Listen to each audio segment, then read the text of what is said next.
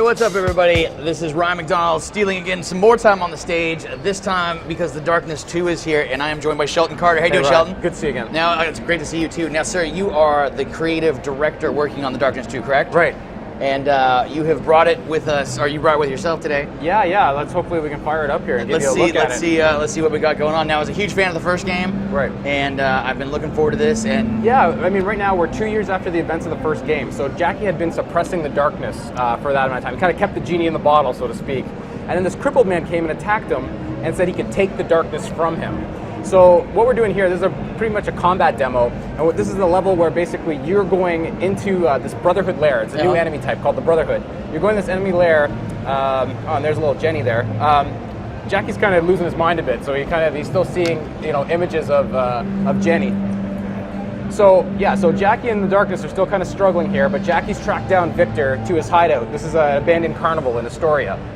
So we're gonna step into the light here and just show you, because that's a key mechanic of the game, right? It's like whenever you're in the dark, you're good. When you step out into the light, then you lose your powers. Right. So it's really important for Jackie to do that. And so backing up, what you guys are showing, but the folks at home, that didn't play the first game or not. Oh, shame on them. No. I'm just joking. Can you give them a little bit of backstory as to what these two crazy demon head things are? And Yeah. Like Jackie was a mafia hitman, and basically on his 21st birthday, he manifested this darkness. What you're seeing, you see the two demon heads on screen right now, and basically, at the same time, he had a fallout with the mob that resulted in them killing his girlfriend, Jenny. Oh, that's right. And when Jenny died, he went on a path of revenge, and he used the darkness. So what we're kind of bringing new to the game, in this one, I mean, we've changed the art style, and I'm going to talk to you about that in a sec, but it's quad wielding.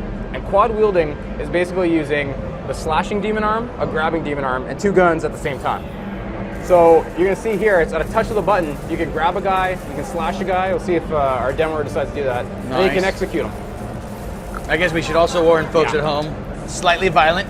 I don't think we're going to see that E rating. There's some cursing in here as well. There is a little bit, yeah. We'll try our best to. Oh my gosh. So yeah, so as soon as light comes in, right, you lose the darkness, right? So you have to stay in the dark in order to use the darkest powers. You can shoot out the lights. Very clever, shooting the headlights out, yeah. And these guys are the Brotherhood. So what's cool about them is, if you saw there, he just tossed a flashbang. They realize that that's how the darkness works. So they'll try to use powers of light against you to keep you down. So yeah, in terms of our art style, we call it graphic noir. And what we wanted to do is, we were really inspired by the Top Cow comic books. Those guys are a hero. Mark Silvestri is one of my own heroes. Oh, wow. And we wanted it to feel like we were going through the graphic novels. We loved how it looked, and we wanted to have those big pops of color that you don't see in modern shooters anymore. Right. And the high contrast lighting. And so that's what we came up with. We came with a style called graphic noir, and it's all hand painted. We have a team of artists that are doing that. So we really want it to feel that way to you. That's cool. So here what we're going to do is, we're still tracking down the Brotherhood. I'm going to show you a first of the new Brotherhood types. This is a melee Brotherhood, and he's going to come charging at you. He's a bit of a meathead. Somewhere here. Here he comes. Oh, wow. But he's heavily armored, so they know how to use the darkness. They've actually been seeking the darkness for 1,000 years. Really? And they've actually had it a few times. Oh, yeah, there's a little bit of the gore. Yeah, so like I said, they know how to use light against the darkness. They'll throw a flashbang.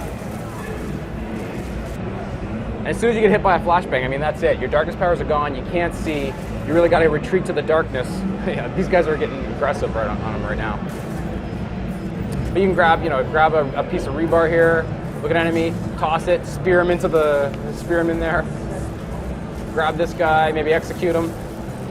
Oh man. All right. And then the Darkling there, he grabs enemies for you. He tries to help you out. Oh, he had two at the same time there. All right, there we go. And we'll make a puddle of blood. So yeah, like all through the world, you have different things you can interact with. There's a grab demon arm and a slash demon arm. So the grab demon arm, it can grab objects in the environment and throw them. The slash demon arm, it's really easy. It's just the right bumper and the right stick lets you flick in any direction to carve up guys however you want. So that was Victor. He's the leader of the Brotherhood. I'll show you a little bit more of the quad wielding combat here. Some of the other things you can do. Oh, where'd that guy go? I'm going to look up some questions here from our audience, if you don't mind. Yeah, absolutely. So we can grab a sign there. We can use that as a shield, so you can kind of protect yourself, and then toss it at a guy, too.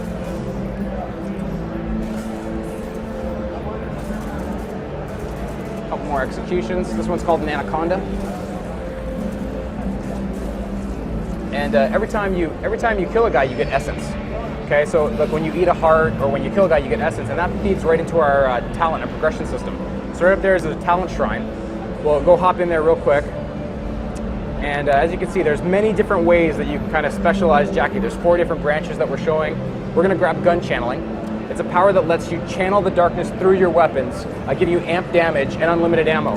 Wow. But you have to use that in the dark. So we've got a support brotherhood here. He's got a dynamic light he's keeping on you. And as long as he's suppressing you with that, you can't use the darkness. Nice. So you have to shoot that, then you can turn on gun channeling, and then it's, well, then it's over trouble for these guys. Yeah, a lot of trouble for these guys. I got a question coming in from Moyen Syed out of London, England. He wants to know who's composing the music from the game. Like, actually, there's 2 things I will add to his thing. Yeah. Is like, obviously, we had Mike Patton doing the voice of the Darkness from the last game. Yep. He was awesome. Yeah, and he's absolutely. back for this one, correct? That's absolutely correct. Yeah. And then, and I do remember the music in the first game being super awesome too. Are you guys using the same composer? Are you guys going different? Or what? We looked at a lot of different things. For the first game, that was actually an internal composer at Starbreeze that did the soundtrack. So for us, we managed to get Tim Wynn, and he's an amazing composer. He's done a lot of games work, and he's really kicked it up. He's really kind of brought that mystical presence to the game that we feel kind of adds to the supernatural elements. What's happening there? So that's the Darkness and Jackie struggling. You know, they have a super antagonistic relationship. Yeah. So basically, through the course of the game, the Darkness always wants to get let more out, and Jackie's always trying to, keep him down, stay in control. So we're gonna skip ahead a little bit here. We're gonna show you a couple new powers. Sure. Gun channeling. The highest end of gun channeling is a power called Heart of Darkness that lets you see through walls and shoot through walls. And then we're gonna show you a new enemy type that I say is kind of the Indiana Jones enemy type. He uses a whip. So you're gonna see here, cool. this is a Brotherhood guy with a whip. Hits you, well, didn't quite hit you there, but when he can disarm you. Oh. So now you're in trouble, and especially when you combine that with the support brotherhood who can shine a light on you, sometimes you can find yourself gunless and demon armless. Whoa. And, it's a really interesting combat. I guess the second part of this question, I'm going to hit you up forward right now. Yeah. Is who's voicing Jackie Estacado? Is it going to be Kirk Acevedo from the first game? We haven't announced yet who Jackie is, although a lot of people have been asking. They've heard Nolan North before in some of our demos, and he was helping us out. Nolan isn't the voice of Jackie. Okay. So it's kind of cool to clarify that at least. So yeah, so here we're going to see the Darkling trying to help you out. He's trying to get through this gate for you. But yeah, we're going to show you how Heart of Darkness works. So we got a couple enemies here. And as you can see, they're kind of shooting from behind cover. And so you can't get at them. But if you activate the Heart of Darkness power, turn that on, you can see them through the walls, and then you can just unload with gun channeling on them. Makes you very, very powerful. So. The double, that is seriously. Yeah. And we have true dual wielding in the game.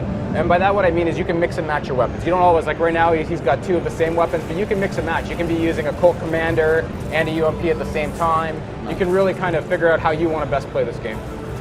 The pace looks a little faster than the last game. Am I crazy? It's quite a bit faster, Yeah. It's definitely a bit faster. I mean, we really made it intuitive with the quad wielding, so you can just at the touch of a button, you've got your 2 triggers are your guns and your 2 shoulder buttons are your demon arms. So it's really intuitive and easy to do, but it does create much faster paced combat. And then on top of that, you've got all these dynamic elements in the environment. So there we see, there's a fan blade there. Okay, here's some Brotherhood, get the drop on those guys. We'll take off your head. Right, and there's the Darkling. He's kind of riding that guy like he's in a rodeo, distracting him for you. You can grab him, and let's do a spinal tap if we can here. Oh, no, wishbone. Here we go. There's a wishbone, and you just Thanksgiving turkey the guy in half, Nice. right? You can grab a car door as a shield, throw it, kill guys. So it really, it's really kind of combat recipes that you come up with as your plan. I mean, like a billion questions here. Oh, that's all right, yeah. The one question I have from Toss the guy. Cody Whitson out of Nebraska, he wants to know, does the Darkling get stronger? Is there any progression to that? Yeah, I mean, we showed a little bit of the talent progression tree. there, and we didn't really show where the Darkling lands on that, but absolutely the Darkling's a part of that tree. All Yeah, right. it's a good question.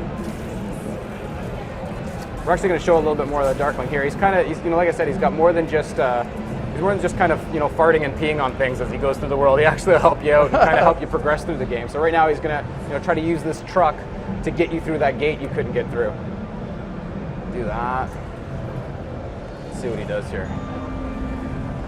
So it's kind of fun because we do have this kind of grim, gory game. Yeah. But the Darkling brings this element of humor. He's always kind of doing things that kind of, lighten the mood a little bit, show you some fun. Oh, nice. Yeah. A guy coming into your living room, So there you go. There you see the true dual wielding there. So we've got a Colt Commander and UMP in the in either hand, and we got the demon heads on screen too.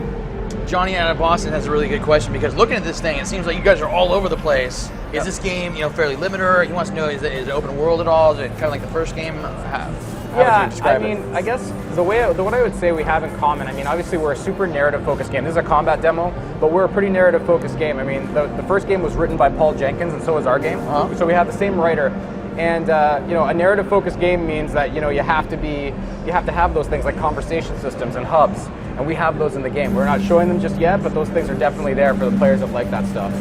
What we're going to show you here is every once in a while you get an enemy that drops a black heart, and when they drop a black heart, you can throw that heart and create the black hole. Oh wow,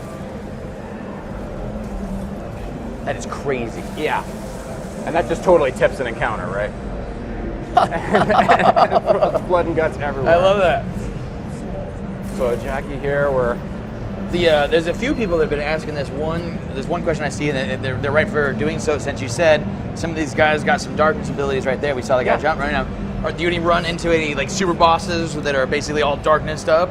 Absolutely, there are bosses that know how to use the darkness against you. So yeah, it's interesting. They have parts of the darkness. Now here we're hitting actually, this is kind of the end of the demo here. Something weird just happened. Jackie just got captured by Victor and he's waking up.